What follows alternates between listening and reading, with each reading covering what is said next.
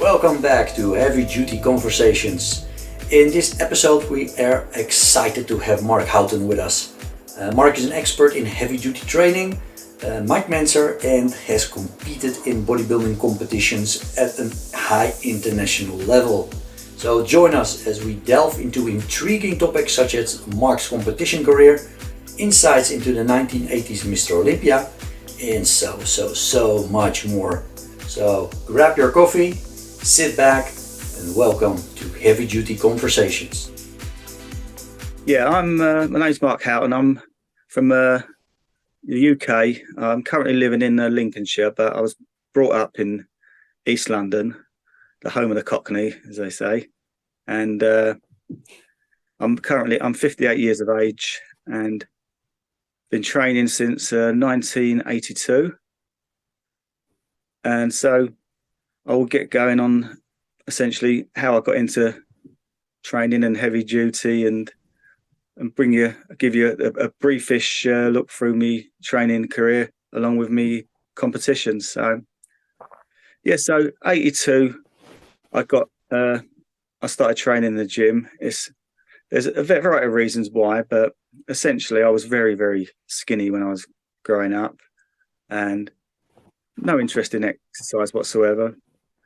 But then I started my dad had a market stall. I started helping him selling fruit on his stall, carrying the boxes, and I actually enjoyed lifting things, which was a good starting point. And met someone down there who actually did lift weights, someone about my age. And I can remember his name was Eddie. He was about 16 years of age, and he bragged about his 44-inch chest. That's all and he was a big Arnold Schwarzenegger fan. So that sort of got me slightly interested in the training side of it. And I ended up doing some working for a job for a few weeks, and there was a couple of people training there. And so there was this outside pressure almost sort of being put on me I've got to try and investigate this training side of things. And so, I ended up going to a local gym, which was half boxing, half weights. I took an old school friend with me who said he'd come down. And I went there. The first time I did it, I loved it. He didn't. He never came back. But I went there, got given a basic routine, the usual 3 days a week, basic exercises. It was squats, bench press, I think there might have been bent over rows, curls, all that type of thing, maybe 6-7 exercises, 3 sets of 10 type workout. I don't remember the exact thing, but it was a good basic foundational workout for anyone really, because you're learning moves which are going to stand you in good stead throughout your training career. That's the one thing people talk about, free weights and whether you should or shouldn't do them. But I'd recommend anyone who's young and starting out to learn how to use free weights, because that's the one guarantee you're going to have when you go into any town throughout the world. You're going to have a gym that's got some sort of free weight movements normally. I know you get in these fitness centres, but free weights, they're normally even in that they have some free weights. And so if you learn how to perform those basic movements with a reasonable degree of control, then that'll stand you in good stead, because you can always have a workout. You ain't got to spend 10 minutes reading instructions on each machine, etc. So I think that was a good starting point for me, and my body responded pretty well. I was very sort of skinny, as I said before, but my body responded pretty quickly. So even in a few weeks, I started to look more athletic because I had a good metabolism. I was quite lean, so any changes were quite visible, because when you're sort of building off a very slim physique, a few little bumps do sort of stand out, don't they? And lots of veins started popping out, etc. So that was I reckon I was there for 4 to 6 weeks at a guess, and then I started getting interested. Obviously, I was seeing this guy Eddie who was training. I started buying the bodybuilding magazines, because once I do something, I commit myself. That's it. I'm just totally fixed on it. I found a new passion. And so I was just buying the magazines everywhere. I was lucky that round the corner from where I worked, there was a magazine store that had about 7 or 8 on the wall there. So I would just buy, within the space of a couple of weeks, I bought every single current issue of the whole variety of magazines they had in there. And each month after that, I would be buying most of them. And so after about 6 weeks, I was hearing about this other local gym, which was more of a serious bodybuilding gym. It's called Bill Stevens. And so I ventured down there one day, went in there, and it was a real old school gym. You walk in there and it's just a dungeon type place. And it was a real heavy spit and sawdust place. There was an atmosphere about it, a work type atmosphere, and it was rough and ready, but I liked it. As soon as I went in there, it was something about it. It was a serious place. This is where you're going to work and get results. And so straight away, I took to it and loved it. To tell the sort of place it was, they had a thing on the wall. They had a few sayings they'd put up there. It says, "Do not ask for credit here, as a punch in the mouth often offends." That was one of them. And then the other one was, if you're caught stealing, you'll be severely dealt with, sent to hospital, and then nicked. So it was and Bill was the guy that ran it. He's an ex. He was a bodybuilder, weightlifter, and a wrestler, and he did the wrestling on in the mornings. Big, strong, old school, tough guy. Nice. If you're a nice guy to him, he was chatty and friendly and as helpful as you can be. But he wouldn't be a guy you'd mess with. He actually was in the local papers because in the daytime he worked as for a security company, going to the banks and taking their money with them. And him and his partner got attacked by 2 guys with sawn-off shotguns. He refused to hand over his money. He got shot in the leg and ended up chasing the guy through the high street with his leg bleeding and his money in his hand. And the guy ended up running off. And he would be showing people where the bullet went. He had this big scar down the back of his leg. But yeah, he was this was like East London at the time. It was a hard but fair place.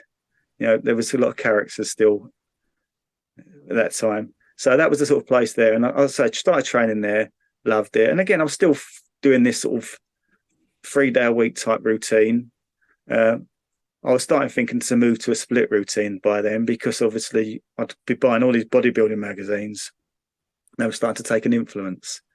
So all going well. And then one day after work, I'd go up to the west. I went up to the West End of London. It was something that then it was quite good. There was always lots of shops, lots of things to do. Just killing some time after work midweek when there's not much happening. That day I wasn't training. It would have been but probably about May time, I'm guessing, because I'd have had a jacket on. I can remember having a jacket on, and went in this. There was a sports shop up on the West End and went down these stairs, went in there, and looked around. There was this whole section just with all weights there. So I sort of wandered over, just because it's again my latest passion. And there was a couple of kids my age gathering around with another kid doing bench press there, with a couple of people working in the shop. A fella a couple of years older than me in it there, and a young girl working there about my age. And I was drawn probably to the fact that she was absolutely gorgeous. So I thought, I'm going to go over here as being young and full of hormones. And so I stood over there watching them do it, and it wasn't much weight on the bar. I remember it's about 100 pounds, and they did about 7 or 8, and they put it back. And I don't know, for some reason, I just stood there watching. I said, "Oh, that's easy." I don't know why I said it, but I just said it anyway. And the young guy who was working there said, "Go on then, if you can do better, do better." So I took off my jacket, and then the guy could see I'd done a little bit of training because he said, "Oh, you're going to do this easy, aren't you?" And so I did it. I think I did about 20 odd reps and just started to get a little bit of burn. I thought, I don't want to make it look easier than it actually is. And he just asked me about my training. He said, "You train?" I said, "Yeah." And I started talking, and he said, "You should go and I'll have to go and get our manager. He's a bodybuilder. He's competed and stuff." So I said, "Yeah, sounds good." So he goes off to get the manager. I have a little chat with this young lady working there as well. And so he comes back with a manager, and he's decent build. He's wearing a shirt, it's quite fairly stocky. You can't really tell sometimes the shirts. He starts chatting to me about training. Tells me he's done this natural drug-free bodybuilding contest. And then he said about his training. I told him what I'm doing. He said, "You've got to do heavy duty, Mike Mentzer." He said, "That's the way to do it." And he just went on for about 10 minutes, just going on about Mentzer, occasionally mentioning Tom Platz, how hard you've got to keep an eye on him because he trains really hard as well. So straight away, it sold me on looking into the Mentzer heavy duty. And so I went home and I've just thought to myself, I'm sure I've got a couple of articles by Mike Mentzer, because by then I'd bought up a big stack of bodybuilding mags. And yeah, I went in there and found a couple of articles. I think one was in Muscle Mag International, Bob Kennedy's magazine. He had him training all these rest pulls on Nautilus machines and etc. So great, I started reading into it and got a rough idea of what I needed to do, and started training that way. And that was the start of it. And then I started reading, started buying more stuff on Mike Mentzer. I think I ordered one of his courses, a couple of his courses as well, which were available from the magazines. Hence what we were talking earlier about, those little booklets, the heavy duty journal, heavy duty book, heavy duty nutrition and chest and back. And then believe it or not, with all this push into Mentzer to talk about Nautilus, I said to Bill, who's Bill Stevens, the gym owner, I said, "You should get some of these Nautilus machines. They look really good." He said, "We've got 6 coming at the weekend from the States." I didn't know nothing about it. So a few days later, I come in on a Monday and we've got a Nautilus double chest machine when you walk into the gym, a plate loaded pullover. Next to that, a plate loaded bicep and tricep machine. And there was I think there was a couple more. I think it might have been a double shoulder machine with lateral raise overhead press. And I think there was a rowing torso, which like a rear delt type movement. I think there's about 4 or 5 machines, I think there might have been. But the first 3 I can remember because you walked in the door and you had them right in front of you. So yeah, I couldn't believe it. I joined this new gym, started heavy duty, and then Nautilus machines arrived. So there's no way I was going to go any other way after that period of time. So then I just become full heavy duty. And a few months down the line, I got introduced to another fella called Steve, local lad, and he became a training partner. And he was happy for me to lead the way in regards to training. And we both went for it on the heavy duty side of it. He was a good hard worker. And so we probably one of my best training partners. It was just really good. And then went back to see that Mark, the gym manager who got me into heavy duty, and we started exchanging about our training, started having a to and fro, and then I started looking into possibly doing a competition because my body was growing pretty well. And I actually highlighted the following year to maybe do a natural bodybuilding show, and that was the plan. But then there was a magazine called Natural Bodybuilding, and that had all the contest reports in it and the photos. And I ended up, that was my plan. And then a few months later, the magazine stopped and got replaced. The same publisher had come up with another magazine called Body Power, which was a more where one was natural bodybuilding, this one had all sorts. It had some natural bodybuilding stuff in it, but none of the contests. And so I didn't know where to go for these contests. And I thought, are they still going? And so that put that on the back burner. But at the time I was training thinking, or maybe I'll do another contest. And there was a following year, there was a NABBA, which did the Mr. Universe. They were quite popular at the time in the area. And they did their Southeast Championships, which was to qualify for the British finals. So that became my goal. And I saw pictures of the top 3 that year. The winner looked okay, but there was second and third weren't over impressive. But you can't tell from photos. But at the time you think, oh, it's worth me giving it a go. So I ended up having that as my goal. And so that was the original plan. But then a couple of weeks later, I ended up doing a different contest out of the blue, because a fella called Will Sylvester, who was a Mr. Universe and competed in the Mr. Olympia and IFBB Pro, he trained at our gym. Wilf was an absolute character. He could talk for England, as the old saying. He was charismatic. He was funny. He'd always have people around him. He'd be chatting away about something. There was always people asking advice. He always had a little crowd around him. You actually rarely see him train, but I think he was in the gym most of the day, so I'm sure he trained earlier on. But he'd just co-promoted a contest with Serge Nubret. And the contest was taking place 5-minute walk from where I lived in this Pop Pacific Hall, it was called. It was the Mr. International. And he just essentially wanted to get as many people competing as possible. Didn't matter. If someone would have never trained before and walked in the gym, he'd have talked him into competing the following week. That's how it was. So there was loads from our gym. So it was a Mr. International. So me and Stephen went in the juniors. And it was a huge lineup. But there was a few good London competitors. There were some people that Serge Nubret brought over from France. Obviously, some of these guys were on some sort of gear. And neither of us finished anywhere near it. But it was just, for me, I'd gone from this skinny guy a year ago, and now I was competing in front of 500 people in these skimpy posing trunks in a bodybuilding show. So there was a huge sense of achievement just from go from A to B like that. That was such a confidence builder. To do something like that was massive for me.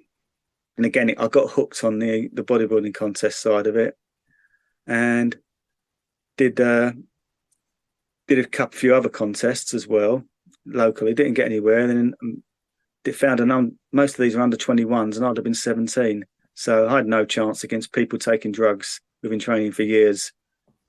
Under 21s than me, sort of skinny guys just built up, doing under 21 category. But then there was an under 18s one I ended up seeing a flyer for.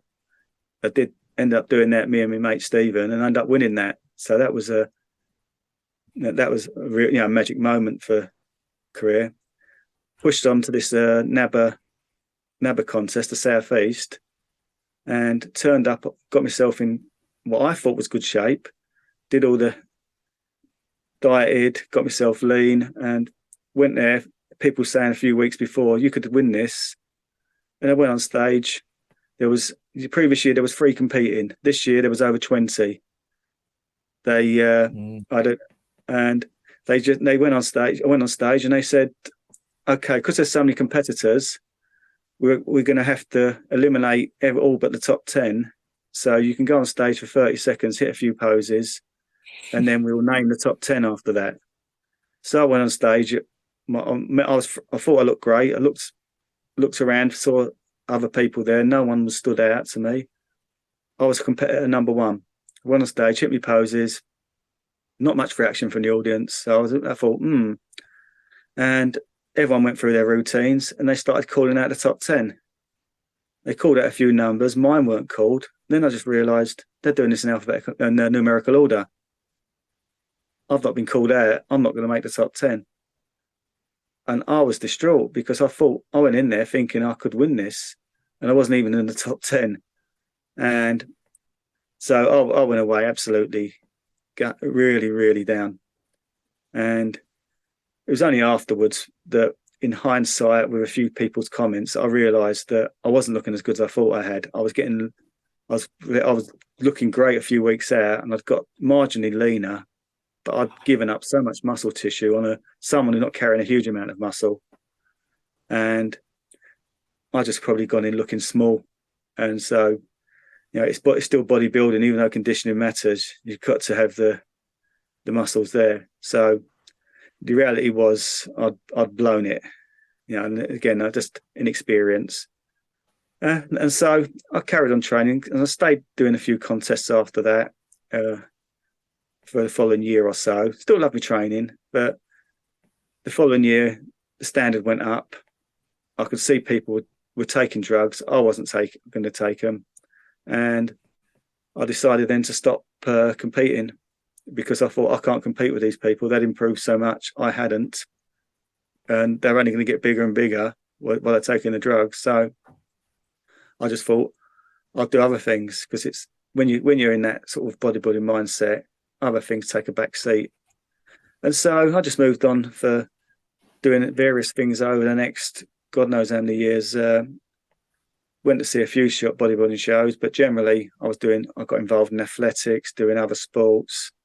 Worked at a gym during the 90s, doing on Nautilus machines. And by then as well, I'd got into the Nautilus stuff as well, the Darden 3 times a week type training. And again, the 3 times a week was just too much for me. But when I was working in the gym in the 90s on Nautilus machines, training, instructing and training people, I did do quite well on the twice a week whole body routines. But then I was doing it because I just enjoyed training, really.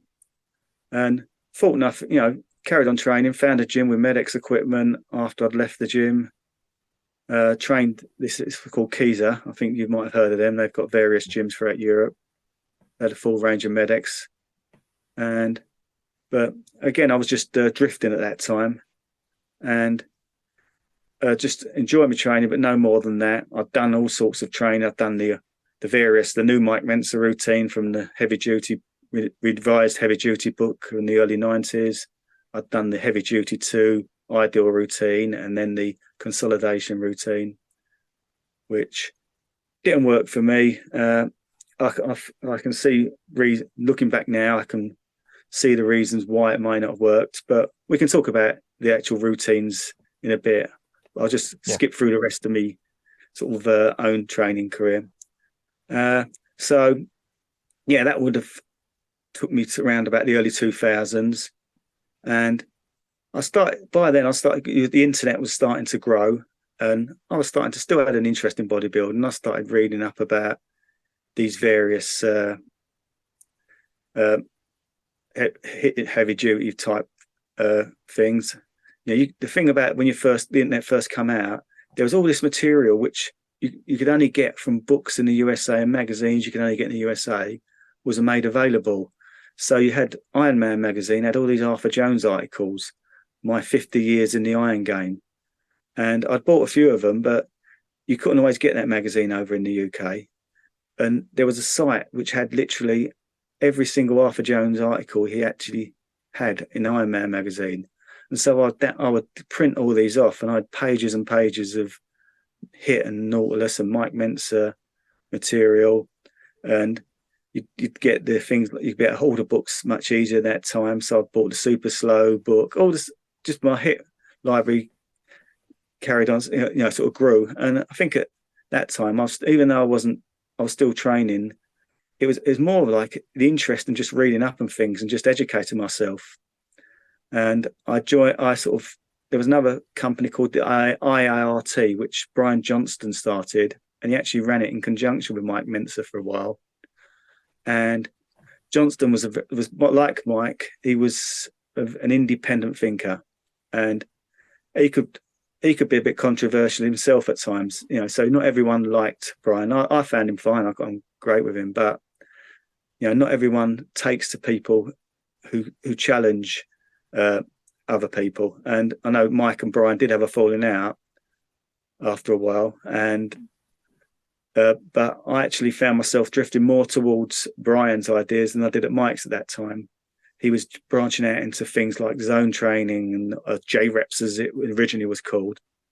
And when I first did that, I noticed the first burst of growth I'd seen in probably half a decade or more. And again, I've got a reasoning behind why that happened. It's not as if this is a magical training tool, because then, as both you and I both know, there is no magical training tool. There's no magical training routines. There are some that are more efficient and some that are more appropriate for certain people at certain times. But at that time, it did help, and I did notice a spurt of growth, or it could be just a regaining of muscle tissue, which from years of just training, sort of not with the same vigor and the same or the ideal frequency. That so my physique improved, and I started looking more like a bodybuilder again, because I'd let myself go a little bit. I was still training and looking good in a t-shirt and jumper, but I was carrying more body fat than I should have done. Wasn't as fuller looking as I was when I was younger, but some of that fullness returned.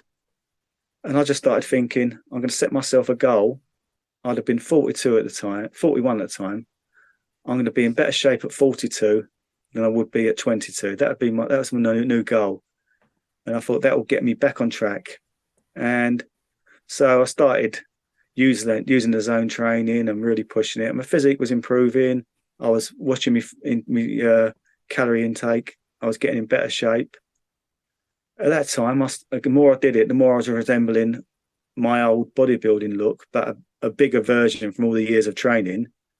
And reading all these, going online, reading about this growth of natural bodybuilding in the UK and these contests, I was looking at the photos and thinking, I might do okay here, especially the fact that I was over 40 and now I'd be eligible for the Masters category, where there's still quality physiques, but you're obviously not going to be, the open category is going to be the premium standard category rather than the Masters, where you're limited to over 40s competitors. And there were some good ones at the top level, but those that weren't quite at the top level, I thought I could do well here. Well, so I believe. So I decided in my mind, I'm going to push and try and do a contest next year. And didn't tell anybody, just carried on training. And then went on holiday. I can remember going on holiday the following year before that, actually, I did go to watch a couple of the British finals to get an idea in person, because sometimes it's all right looking at pictures. You need to see people on stage as well and how the contest is run. And I did that, and that just got me appetite to return to the stage. I just thought, I want to do this again. So I didn't tell anyone, just went there, and then went on holiday in the spring of the following year with friends. I'd normally go and drink and etc. I didn't touch any alcohol, trained, come back from it, and I thought, I know I'm ready to do this now. If I can go on holiday and not drink, not do this. And so I returned to the stage in 2007 in a qualifier for the BNBF British Finals. It was a Welsh qualifier, and I went on stage, won the Masters, and nearly took the overall. I got in very good shape. I was getting lots of praise from a lot of people. And then got myself set for the British Finals. I celebrated a bit too much after the Welsh win, and took me a while to get back onto the diet again. Did a warm-up show about 3 weeks before the British Finals from another federation. I would have done gone for their British Finals, but they was over 43s rather than over 40s, and I was 42, so it meant going into a weight class. So I just thought to myself, let's just do one step at a time here. Ironically, the following year they went down to under 40s. It was too late then. So I did a qualifier in the heavyweight category, lineup of 4 people. I think 2 of them were former British champions, and another guy had won multiple shows as well. And I got a close second in the heavyweights, beating a guy who was going to be competing against me in the British finals for the BNBF a few weeks later, who'd won a British titles before. This guy was huge and about 6'4", massive guy, good condition, not the prettiest physique, but he was the one that, if I'd have seen him before, I'd have considered him going to be the toughest one to beat. He came third, I came second. The guy that came fourth had won a British title before. So I'd come second in a good quality field. I didn't think I was in good a shape as my first contest. So I'm thinking a few more weeks. I was buzzed. I was full of confidence going into the British finals, getting leaner. Got there. Morning of the contest, the British finals, I felt I was as flat as a pancake. I don't know what it was. I couldn't find a vein in my body. It was almost like a drug user who drained himself of blood. And I started eating, and finally I did get a bit more fuller, but it didn't seem right. I went on stage, started the lineup, was good. Stood there, got amongst the first call outs, which is all anyone done a bodybuilding show. If you get in those first call outs, that's always a good sign, and being put in the middle. And so I went there, thought I was doing well. And then as the judging went further along, and they started getting into the muscularity rounds, I started getting pushed further and further out, and occasionally getting put back in the centre. Then in the end, I was put in with a whole load of people that weren't in the initial call-outs. It was almost like an also-rans lineup. I'm thinking, what am I being put in here for? So I went off the stage quite confused and thinking, I don't think I'm going to win here. And come the evening, gave it my best shot. I got placed third, and the guy I'd beaten 3 weeks before won it with first places across the board. He'd dropped 4 or 5 pounds between there and then because a big fella. He was very conditioned. A guy I didn't consider as a serious rival came in great condition, got second. And I'll be honest, I probably was quite fortunate to get third when I look back and saw the pictures. I'd done what I'd done years before as a junior. I'd over dieted, and that was just lack of knowledge, and a mistake I wasn't going to make again. So, ended the season that day, that time, and feeling quite despondent. But next year, determined to do it right. And following year, got someone to help me with my diet. He kept me calories higher. He was focused on muscle fullness, and did me various contests the following year, qualified for both British finals and the Masters, the one at the BNBF, plus the NPA, which was the show I did the light heavyweight with the previous year. Their Masters has gone down to over 40s now, so I could compete in their Masters. And I won my BNBF qualifier, got second in the NPA one, and did the British finals for the BNBF, got fourth, 1 point between second, third and fourth. So the winner was that guy who beat me, won the BNBF the year before, Roger, the big fella. He come in looking absolutely phenomenal. He looked like he'd gained 4 inches on his quads. He nearly won the overall at the British finals. He was that good that day, and I had no complaints there. And so it was just a bit sick I could have got second but 1 point pushed me down to fourth. I did the NPA finals a few weeks later and got second this time by 1 point. 1 point from being a British champion. So that was a bit of a sickener. But overall, successful year. Following year came back. I was going to take the year off, but then the opportunity came to compete in the European Championships. Because I'd finished second at the MPA, I wouldn't normally be invited, but the guy that beat me was a short fella who was a lightweight. And the European Championships has a hot lightweight and heavyweight category. So I had the opportunity to compete as a heavyweight out there while he competed in the lightweights in the Masters. So I was way out of shape. I pushed myself into pretty good shape, managed to qualify for 2 British finals and got a 6th place at the Europeans. Not as good as I could have been, but just a great experience. And instead of finishing my season then and thinking, have my year off, I decided to have a holiday. I'd already planned. And then decide when I came back what I'm going to do. So I went on holiday, drank loads of alcohol, enjoyed myself, come back, and then put my foot on the accelerator. I thought I'm going to try and see how I go. Did the 2 British finals, got 2 6th places, just both messed up from my diet in the end. When you're behind, you try last minute things. I knew I wasn't in my best ever shape. So I let myself down there. Then instead of finishing the season, I decided to fly off to Canada and do a couple of shows there. A friend of ours, Richard Chartrand, from outside Toronto, he's doing a HIT conference.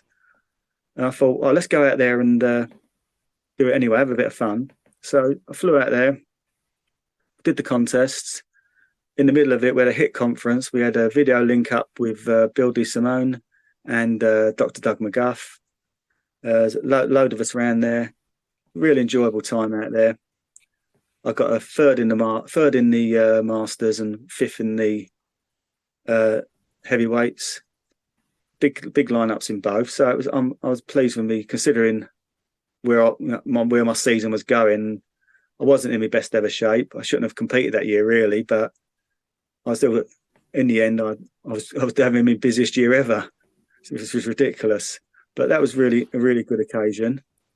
And then I went the following week, went to New York and competed in the WNBF World Championships as well, where I got 5th in the Masters. And I was I was probably in the best shape of the year by then, but I was still not as good as I could have been. So yeah, the year I was going to have off, I ended up competing in Europe, Canada, USA, and having my busiest ever year. I didn't do myself justice, but it was just a lot of good experience that year. I did actually take the following year off, came back in 2011, got 2 third places in my qualifiers. I've never finished at the top 2. I did my year off thinking I'm going to do well. And I come back 2 third places. I'm thinking I'm going downhill here. And so I parted ways with the guy who was helping me with my diet. I was just thinking, if I'm going to not do this, I'm going to do it my way. I'm going to be accountable for everything. And so decided not to do any of those 2 British finals, competed in a new federation. They had their own British Open, got 2 second places. So 2 very good competitors in the Masters and the light heavyweights. I was looking better. I wasn't as good as I knew I could be. And then flew out to New York, joined up with a friend of mine, Mike Lukopowski, who's a bodybuilder and author and gym owner, and competed in the INBF US, what would it be called? I can't remember the name of the contest, New York State. It was the New York State in upper state New York. I got a controversial 3rd in the Masters. Mike thought I'd won it by a country mile, but they went for size over condition. There was some huge guys there, not in shape. But I ended up winning the light heavyweights. And so that was really good. So I was back on track and my conditioning was surpassed anything up to that stage I'd ever done. I got very, very lean. And I probably over dieted slightly to get that condition, but I was in really, really good shape. And so next year, weren't sure what to do. And then I thought I'd take one concept, one federation at a time, did my own, come up with confidence because I'd done the year before. I knew I could get in shape now. And that was the year I ended up winning the British finals. Got myself in great shape for it. Big, full, biggest ever been, more calories than ever done, more carbs than I've ever done. But it was done incrementally. It wasn't like starting off with 400 grams of carbs a day. It would start off as say 200, and I was just over time, my body was processing them so quickly. I ended up, increasing my carbs and having some high carb days that were ridiculous. I was experimenting in the diet because I wasn't accountable to anyone else, just myself. If I messed up, I messed up. I thought, blame myself. I can't blame my coach. I learned a lot about my physique and my body. I came in, say, as big as I've ever been, with my best condition, matching what I did in New York, but much bigger and fuller. And I already was a good shape, and my presentation was was better than anyone's there. So a comfortable win in that. I ended up getting the pro card in the Masters, beating the over 50, over 60, etc. And that's not as easy as people make out, because the over 50 the previous year, when they first introduced it, the over 50 winner won the overall, and they've won it since. So over 50 and over 40s is not always, it's not always a guarantee for the over 40 winner. Then I went to New York for the World Championships as a pro and got third in the Masters in the field of 12. I'm 2 pounds heavier, even leaner, but I felt I was a little bit flatter at that time because I was processing carbs. I was increasing my calories, and my weight was going slightly up, but I was almost like my body was just eating carbs like there was no tomorrow at that stage. And I had a bit of a tanning disaster because they had their own official tanner, and it turned out her product was so poor that I ended up going on the stage looking like a ghost, and that didn't help either. So, but I was happy with third place and thinking what I'm going to do the following year. And then it all changed. Ended up having a year off anyway, meeting my current partner, and then life takes over. So apart from that, I stayed involved by judging contests. I judged in 3 British finals, did a pro show, various qualifiers. And that was a good experience looking at it from another point of view. I think that it's very easy to look at what's going on from an audience, but it's totally different from a judge's chair. And being a competitor, moaning about, I should have got this place and this place in. When you're in a judge's seat, you can see how difficult the choice is. When you're an audience, you look at the top, your favourite, he should win, he should be second. But when you're a judge, you're also judging who's going to come 5th, who's going to come 6th. You just can't. And you've got about 10, 12 different classes to do. So you're not getting 40 minutes on each class. You're getting 10, 15 minutes where you've got to make, in the end, if it's close between 3rd and 4th, you just can't keep bringing them out. You've just got to make an on-the-spot decision. And you're balancing up, someone's better upper body's better than their lower body. Someone's got better shape. Someone's slightly leaner. Someone's slightly flatter. All these various things. You've just got to almost say, I prefer that physique over that on the day. The other one's not done enough to convince me to vote for them. And so it's a much tougher process than you realise. Obviously, the more experienced you get, you can make those decisions faster, and you know what you like and what you're looking for. But it was certainly an interesting learning time for me doing that judging. So that was sort of how I started to drift away from bodybuilding then. And since then, I've just carried on training. I was in London up until 2014. After that, moved to Lincolnshire. Took an early retirement from my job due to I worked in selling tickets for London Underground, and they closed the ticket offices. And I spent enough years there to get a good payoff, and took an early pension, which helped with my current partner Sonia. We bought a house, and we've lived in Lincolnshire, a place called Louth, ever since.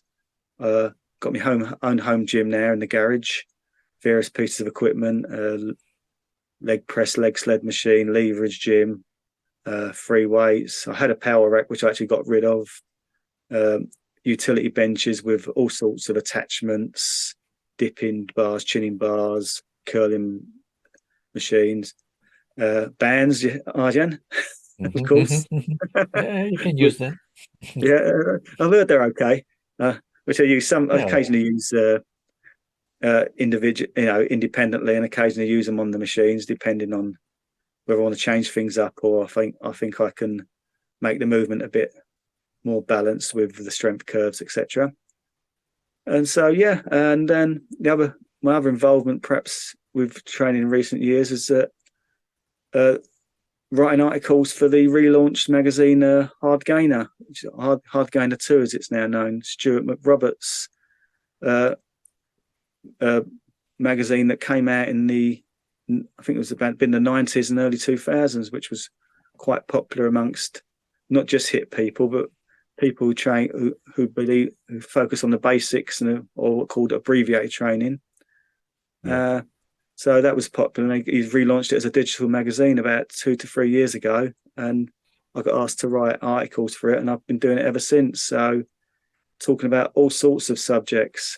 And again, if anyone who's a HIT fan or heavy duty fan who wants to branch out from there, but without going into this multiple sets, overcomplicated magazine type training, then it's a good, interesting read, because it doesn't just you still got the HIT influence with people like myself, and there's a few other people such as Brian Collins who writes articles, but you've got all people from doing different sports, different types of low volume efficient training, and you might not always agree with them, but it's good to read and hear things from a different perspective.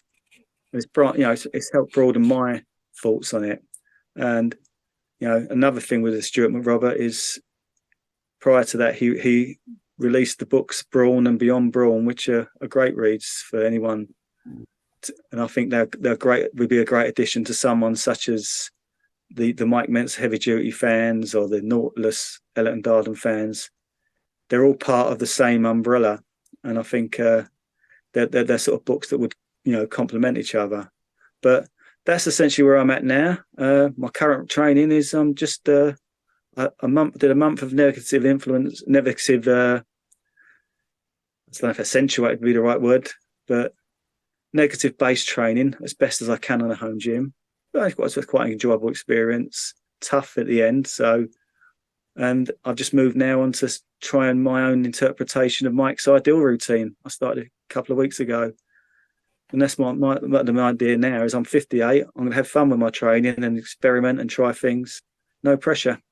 Just I enjoy my training. I like to change things around, because after over 40 years of training, I think you've got to do things which keep you motivated and keep that training passion going. And so I'm currently doing a version of that, and I'm sure I'll be writing about my experiences with it. I haven't done it in the 90s, now doing it now in the 2000s, age 58, and the same with the negative training. So that's where we are, up to date. And I'm going to let you have a word now, because I think I've hardly let you get a word in the last 10 minutes. So once I get started, that's why I apologise. But this show is all about you. It's about my guests. Sometimes I catch myself on saying too many things, and I think, hey, listen, it's not about me, it's about the guest. But I understand the last thing what you're saying, because I become 54 next week. 54, yeah. And we have nothing to prove anymore, and that somehow that gives a nice feeling that you can just do your workouts, but also experiment, because even if we lose something, there's nothing really to prove anymore. We've done it all, we've seen it all, so you can experiment. Because I'm also experimenting with the negative only at this moment, with free, with the dips, with more biceps, triceps, even, and I love it. Just to feel and try to make it work. And if it doesn't work, well, we lose a few months of our time, but who cares? We don't do any competition, so we're not going to go to the beach in the summer to stroll around, and we miss half a centimeter on our arm. So it gives us a little bit of the freedom to experiment. Yeah, I think exactly. And if you're going to lose anything, you're not going to lose. You might drop by 2 or 3% and for your absolute best, and then you'll do something else and you'll regain that 2 or 3%. Yeah. So it's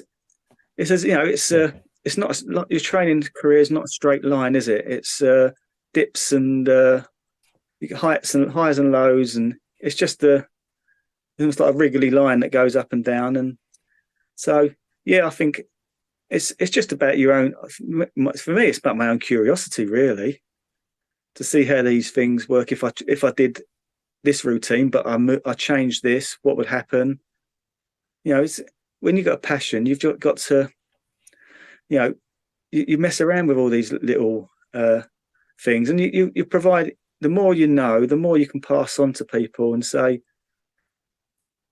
you know, you can see where people are trying things and perhaps doing them wrong, and you can say, maybe just take an extra day off here, or you might be going too low on this volume, or you might be doing not quite enough exercises. You don't, maybe just once every third session, add in 1 or 2 exercises, and then carry on with what you're doing, or drop 1 or 2 exercises. You know, it's just little things, because if you've experienced it and you can see certain things that are happening, then you can help others. And to me, that's, people have helped me over the years. So I like to, you know, it's good if I can give an opinion, and if it helps someone, then that's great. You know, I'm not a trainer per se. I'm semi-retired. I've got my little income.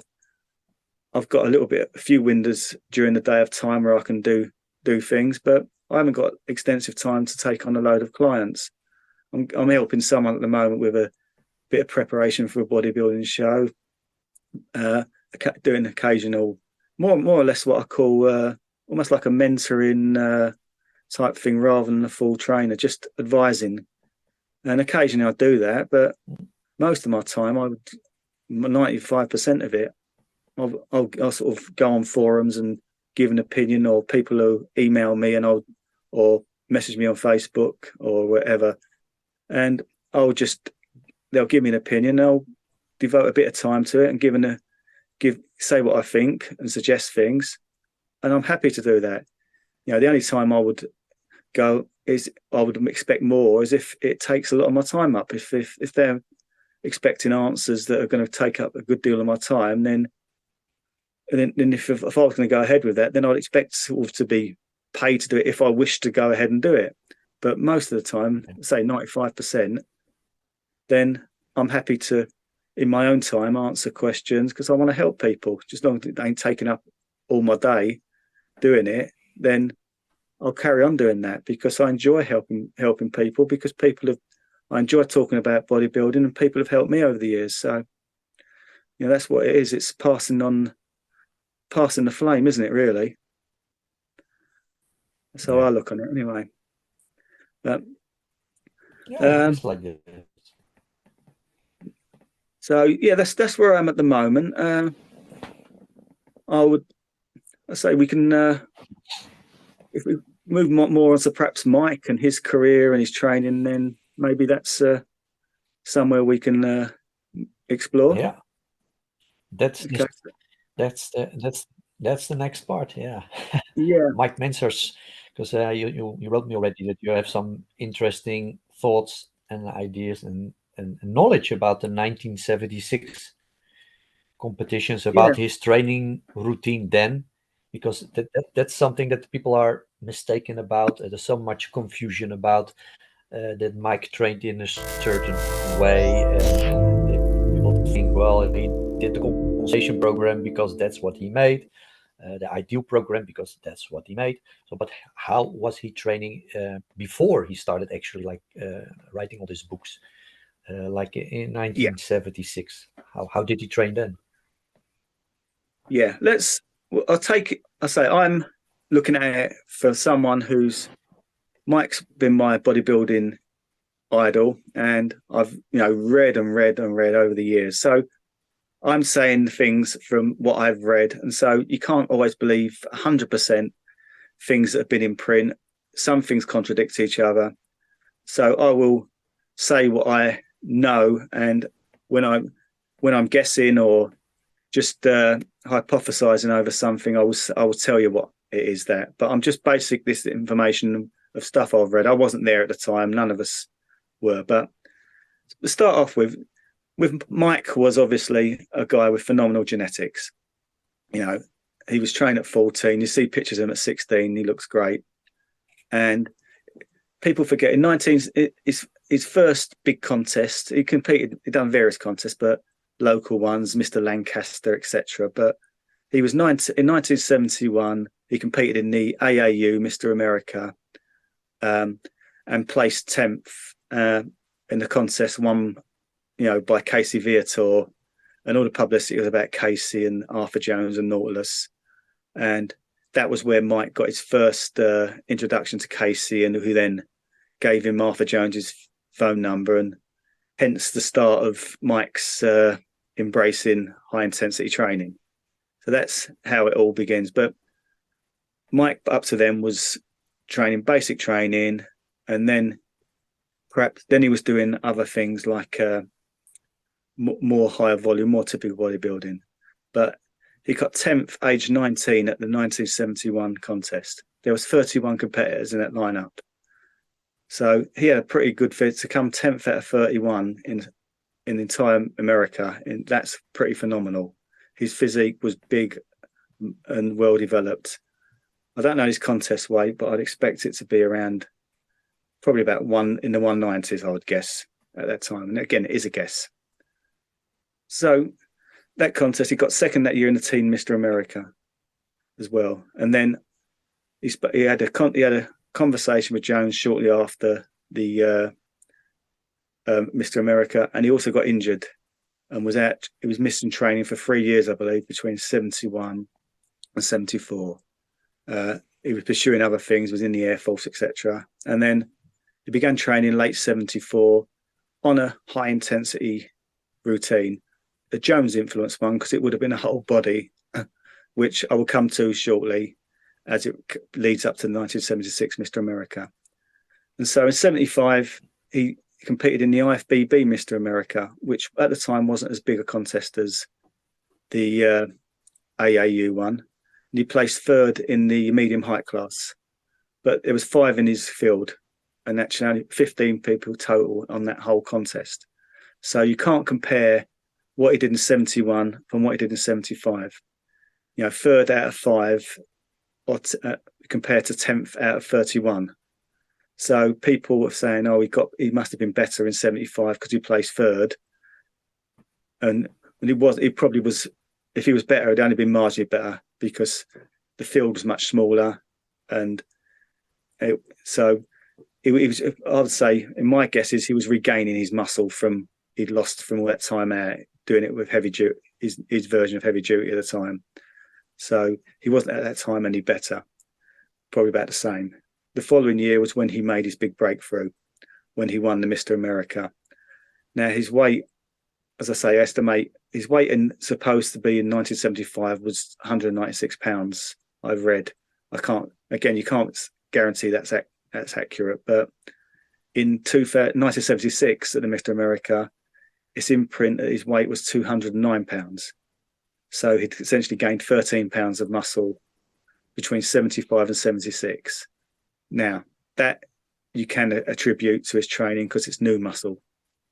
So that training he did for that was a whole body routine, 3 days a week, which is obviously a lot different from what he was doing advertising later in his career and after he retired.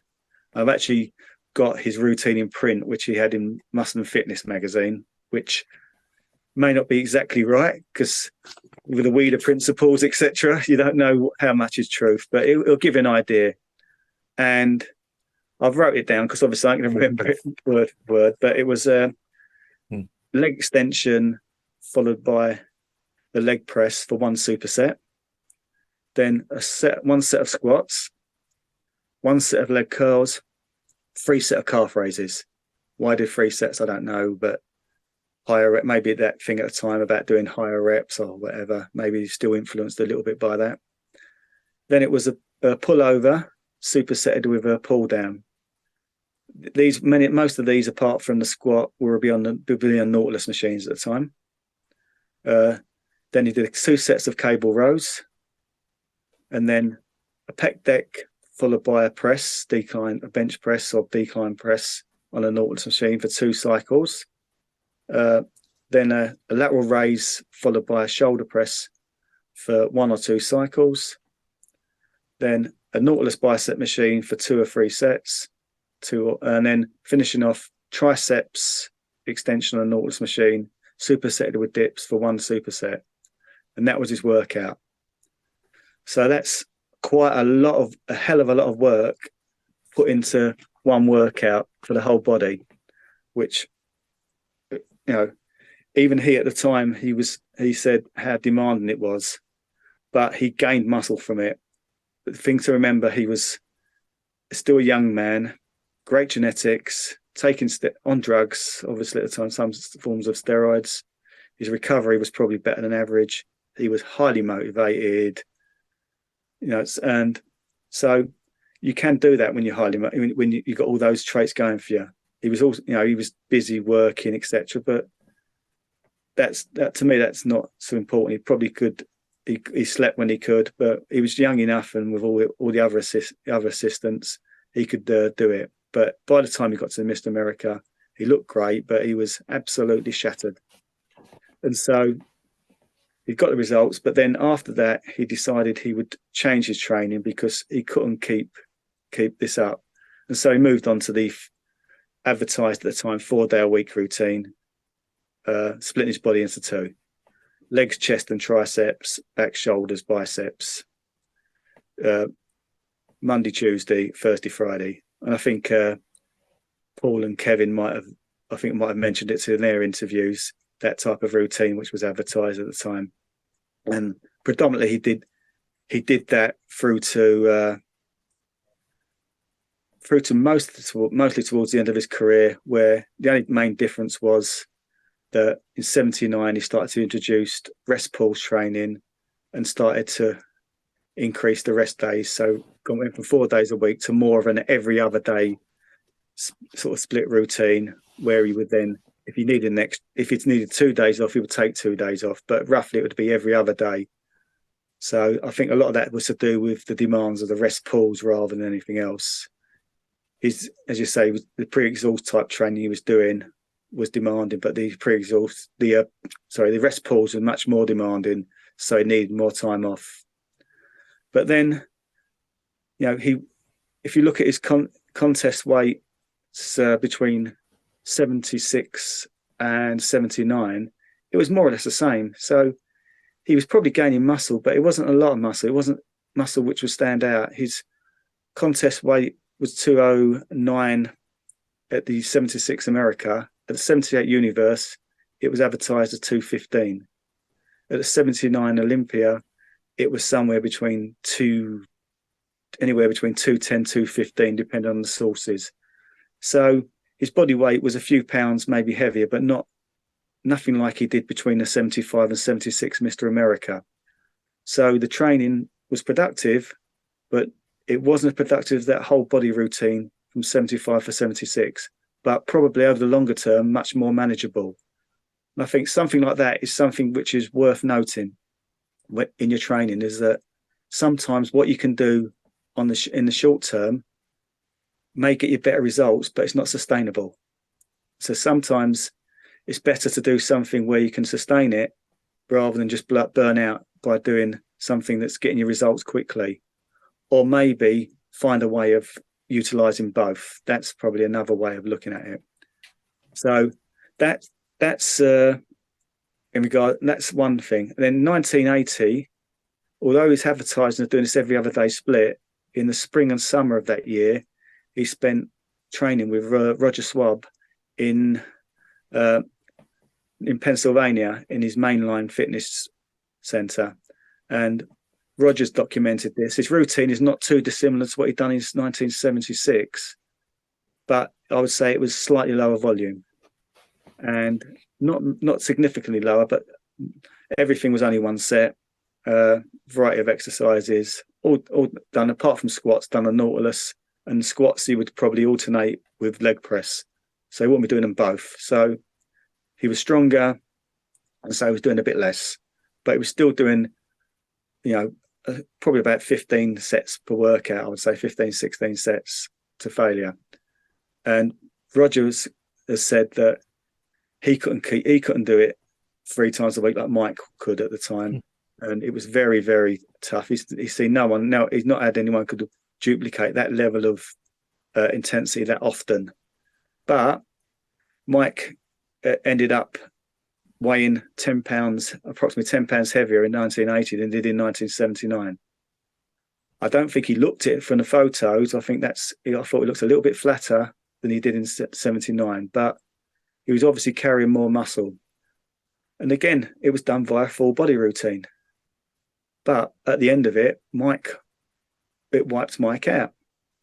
So I think, I think both full bodies and split routines, for example, have their places. And this is my summary of this. And the whole body, if you can manage it and train with a reasonable amount of frequency, can put on, muscle very quickly. But you've got to be absolutely focused on it. You've got to get other factors of your life right. And you've got to sustain it is very, very difficult. So I think it's a tool for your armory, but use it carefully. Use it when you're motivated. You may have a good training partners, you're sleeping well, and you can probably put on, if it's someone who's still in a stage of growth, they can probably push their body along, to quite quickly, but it's going to drain you. Where split routine is more of a manageable routine over the longer term. That's how I read it. I came up with a little twist on it, which I called the whole body split routine, where you would train perhaps one half of the body, followed by the other half, followed by an abbreviated whole body routine.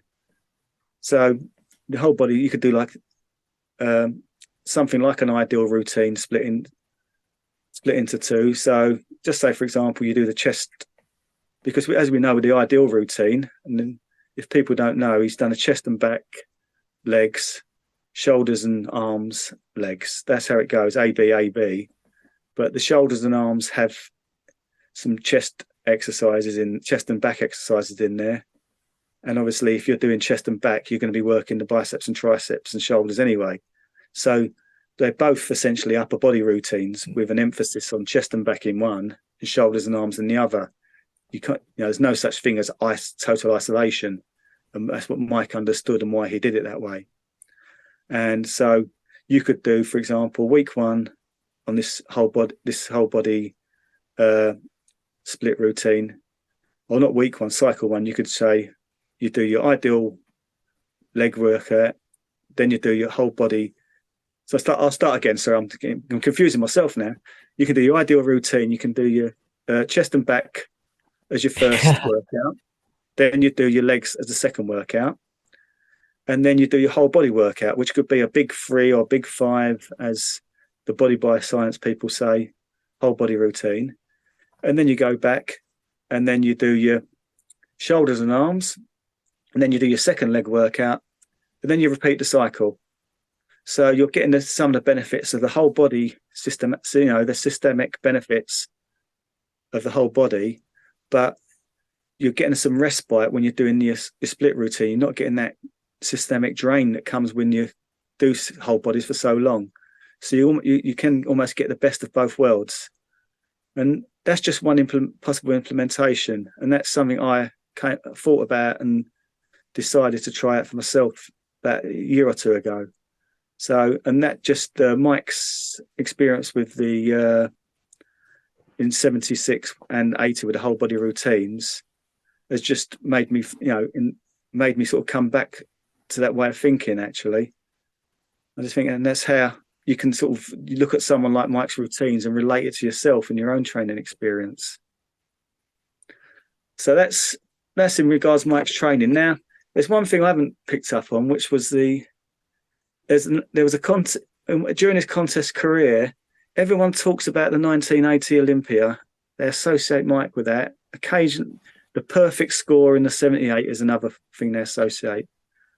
But the one thing that gets ignored is the 77 Mr. Universe. And this is one of the most, it's worth mentioning, because to this day, I just can't grasp what went on there. You've got to remember that when Mike won the 1976 Mr. America, he was the hottest property in bodybuilding. He went to the Mr. Universe, got second to Robbie Robertson, and Robbie was, a great physique, and so Mike, gave him a good account of himself, but Robbie was the man at the time.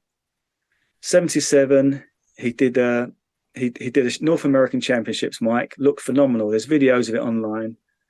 He looks absolutely great. And then went on to do the Universe again in Nimes, France. And he came second to Cal Salak. And Cal was known for his massive upper body. His legs were okay, but not on a par with his upper body. And there was controversy about the fact that Mike was better balanced and should have beaten him.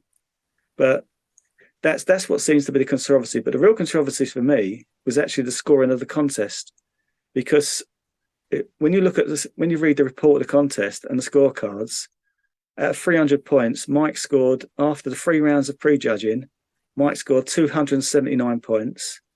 Cal scored 269 points. And so Mike was virtually an unassailable lead going into the evening show. But for the first time, and only time in the history of the IFBB, all their points were dropped, and a pose down went on between just Mike and Cal, where Cal beat Mike by 11 votes to 10, and Cal was awarded the 1978 77 Mr. Universe because of this pose down. So after 4 hours of judging, all the scores, all that hard work, the scores counted for nothing. And the middleweight classes and the lightweight classes did not do this. None of the contests before or after the Miss Universe did this. It was just introduced on the day, and Mike had already won the contest by 10 points. But them points were discarded, and he lost the pose down by a single point. Now, that's just, to me, that's one of the most ludicrous things I've ever heard of in a bodybuilding contest. And people go along and say Mike was a bad loser over 1980.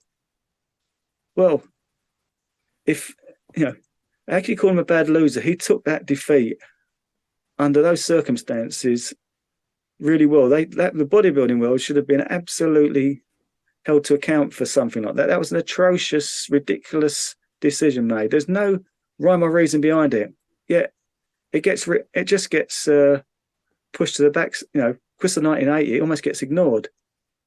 But that's just something I thought I'd give your listeners something they may not be aware of. So I think, to me, that's a far bigger controversy than 1980, where the contest was obviously in 80 a setup for Arnold to win with all the judges and the goings on behind the scenes.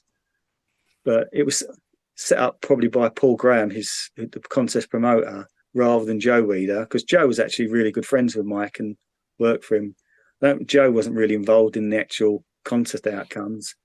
The IFBB, there's politics obviously in it, and there's probably people who didn't like Mike because of some of the things he said, but I don't think it would have emanated from Joe Weider. They were going out for dinner. They had, before the 78 Universe, him and Betty Weider and Mike and his girlfriend Kathy went out and had a seafood cocktail and drank loads of water, which the following day, Mike said he lost a lot of his cuts. Even though he got that perfect score, he said he was not looking as good as he did the day before. I mean, Frank Zane commented that, where have your cuts gone? So I think maybe the 300 score might have been a bit of a gift from the previous year's outrage, because after he got stitched up in 77, the judges were probably quite lenient on him. Though he looked very good, he could have been leaner, according to himself. And that's how it worked. Chris Dickerson in 82 won the Olympia after 2 second places, and he had a torn pec, torn bicep, and pointy elbows. He looked very good, but sometimes if you stay around and play your dues, you do get rewarded, and that's how it was at the time. Sympathy, judges had sympathy. Franco won in 81, looking awful by his standards, but because people, he had an accident in the World's Strongest Man. He'd done phenomenally well to get there, and Franco was Franco. Judges were a bit sympathetic towards him. I don't think there was so much of a fix that year. Just that they were sort of they looked at him through rose-tinted spectacles, which they weren't as harsh on him as they would have been on other people. It's just human nature and the way the judging was at the time, and probably still is to some extent. But no, I just thought I'd bring that up about Mike and the 77 contest. I just thought it was just one of those things that needs, that should be, people should know about. And next time anyone says he's a bad loser, then that's the contest he could have been a bad loser about, and he wasn't. No, I don't believe that either. I mean, in the 1980, that he retired was not because he lost, but because Arnold won. And I think nobody, except for the judges and the friends of Arnold, would have placed Arnold number one. But the problem that I have when I hear this, it's always Mike versus Arnold in the 1980. Always, or he would have won, or he would have won. But I don't believe Arnold should have won, but also don't believe Mike should have won. And it's so bad that the rest of the field, the competitors, nobody talks about. I know. Well, they were in great shape, and that's the sad thing from the 1980s. Only Arnold or Mike. Yeah, I think had it been a fairly judged contest and Arnold would have won, there would have been controversy, just on some controversy. But the controversy wasn't just about the judging. It was the whole thing was set up. It's the way the judges were selected and judges were pushed aside. The antics on the stage, Arnold, who should have been disqualified, his best mate was promoted. There was so much going on there. It was a setup for Arnold to win. If someone says to me, if someone admitted to me that it was set up for Arnold to win, but I still felt Arnold had this X, Y, and Z and should have won, then to me that's a reasonable opinion. Even though I might think, no, Arnold should have been third or fourth or wherever. But to me, it was such a close contest. I would understand anyone's point of view. But the people who support Arnold don't even acknowledge that the contest was set up. It was a setup, 100%. No, there's not even any, and there doesn't need to be any discussion about it. It was set up for him to win. Whether he should have won or not is a separate question altogether, and we can, talk about the various who should have won, who shouldn't have won, and we're going to get a whole variety of opinions. None of us were there, but I looked at that contest, at the judging cards, and I thought, if this judge who shouldn't have been there, one or two judges there shouldn't have been there. If they'd have had their scores removed and the judges who would normally have judged or might have judged would have been there, what would have happened? Who would have won? And the person that would have won and won comfortably would have been Chris Dickerson. Whether you think he should have won is irrelevant. At the time, Chris Dickerson would have been a clear winner, and in all likelihood, Frank Zane would have been a clear second. Mike and Boyko would have been fighting for third place more than likely. It'd have been closer between Zane, Coe, and Mike than it would have been between them and Chris Dickerson. Chris Dickerson would have won comfortably. Now, again, it doesn't mean you have to agree he would have won, but that at the time that was how they were judging it. Shape, symmetry, aesthetics, conditioning were the thing at the time. That was the common thread at the time. They want this. They could relate that look to the public. The judges were rewarding that. That's why Zane was so successful, and so Chris Dickerson. You can't judge people like Chris Dickerson, Frank Zane on today's physiques, where the whole criteria is totally different. That was what it was then, was how it was. So, that's the thing. In a fairly judged contest, I'm almost certain Chris Dickerson would have won that Olympia that year. He got placed generously, I think, the following year and in 82. But in 1980, even if you don't if you don't agree, he should have won. Under a fair judging panel, he would have. And one little thing is that Mike's was given fifth place on that day. He is actually equal fourth. He had the same points as Boyko, and there was a mess up on the initial judging cards. And he actually come joint fourth with Boyko. So, no bit of useless trivial information there.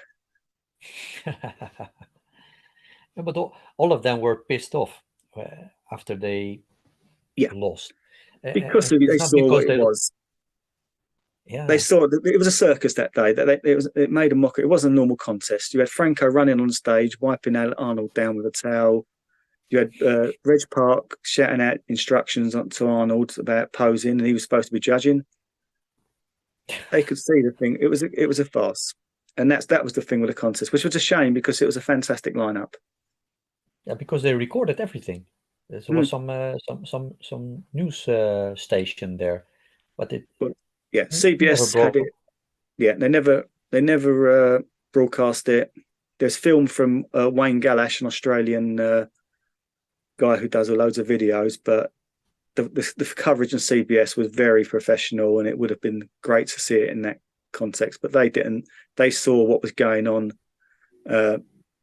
during the contest, and they said this is not right.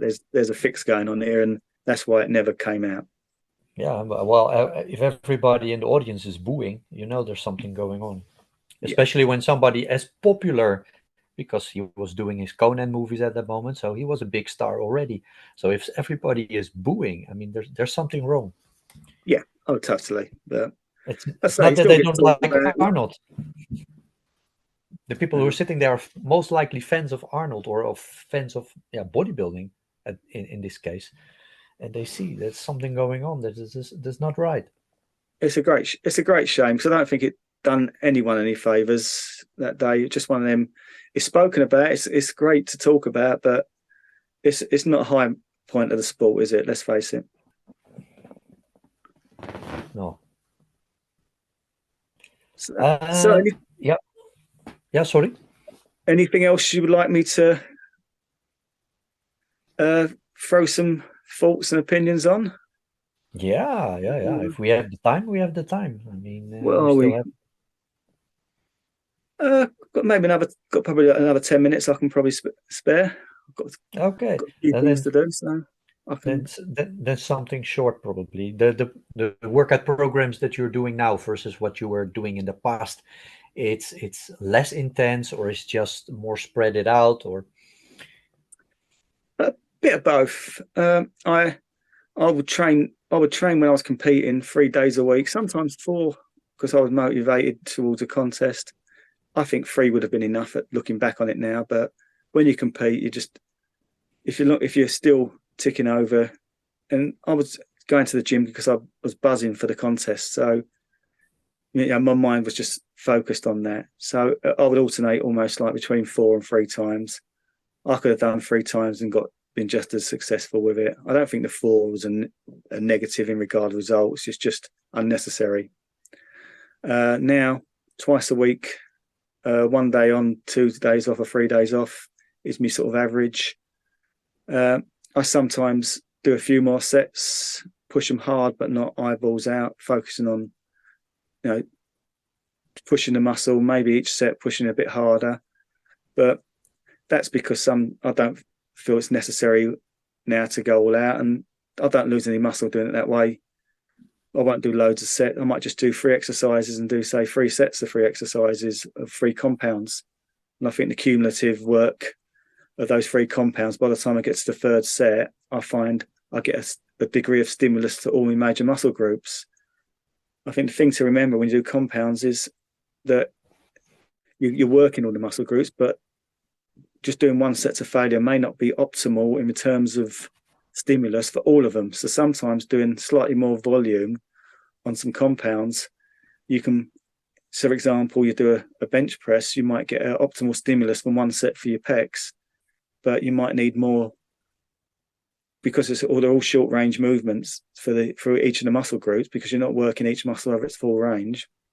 You might need slightly more volume on your triceps. So doing a 2nd set, for example, you might go over that threshold, which is optimal for your triceps. And it's not a huge amount of more volume for your chest overall. So, and that's an example of why sometimes you can do 2 sets of something, because people got this 1 set, this dynamite thing where 1 set, you tap the dynamite and it blows up and that's it. 1 set, it creates a stimulus, but it doesn't necessarily maximize that stimulus. It may not, you don't know. You do a 2nd set, it may maximize the stimulus. So that's one thing. But maybe 3rd set increases it even more, which is great on paper in regards that stimulus is only part of the equation. You've got to recover from that stimulus. And so doing a 2nd set may drain you so much that you don't facilitate that growth. So it's a balancing act. And so you've got to, so doing more volume can work in regards to stimulus, but it takes more out of your recovery. So you can ease off in other muscle groups and do, say maybe 2 sets, add an extra rest day, or maybe you just, or you can do what HIT that you're doing HIT on heavy duty and blast it out and carry on. So there's all different ways of doing, of getting there. And the other thing to remember in regards to the sort of training thing is that there's some research coming out saying that sometimes when you reach muscular failure, it's not because there's muscular failure, it can be neural failure. Your mind, your muscles are just not contracting because your mind is telling you not to, because it's almost getting a emergency mode. And it's protecting your body from having to go through those changes. Now, how often that is the case, and whether it's of individual variations, I don't know, but it's just something to consider, really. So yeah, what it all comes to is trial and error. Try it out. Exactly. I think also if you understand the principles of heavy duty training and high intensity training, then you can play around with it, how it can work for you. And don't be scared to do another set, or in case of like Dorian Yates's training, he does 3 chest exercises. So you do anyway 3 sets for your chest. Yeah, so you could do 3 sets of bench press rather than do an incline bench, a decline bench, and a set of flyers. You're still doing 3 sets for your chest. Pre-exhausted 2 sets. Yeah, pre-exhausted 2 sets for your chest. Like for dips, I do dips. Mostly for my chest, but my shoulders are growing very good from it. My triceps, okay, but I do an extra triceps exercise, so that's already 2 triceps exercises. And if I do a close grip bench with it for my triceps, because I do negative only sometimes, or I try negative only because I train myself, so I push it up with a small close grip press, and I release it as a tricep. So anyway, I do my pecs again, and my shoulders again, and my triceps. Yeah. So it is already 2 sets. It's not just because sometimes people don't understand. I see this many times with this younger generation, that if something is called a chest press, that is not just for your chest, or a triceps extension is not only for your triceps. To some extent, every exercise is a whole body exercise to some extent, because your body's stabilizing and doing something. So that's the way you've got to look at it. And observe, train, note things down, observe, and then move on from there. Try a few things out. Don't get caught in a little bubble of being, it's got to be 1 set, or it's got to be this many sets. 1 set's not enough. You just got to, use the heavy duty, for example, as a baseline, and launch your own experimentations. Mike was the first person to say you've got to think independently, and that's the thing with anything. Think outside the box. Try different things. That's the only way you're going to progress. Don't get caught in a dogma. Don't be dogmatic, because I've had that stuff in the past, and it's the worst thing you can do for your training career is be dogmatic.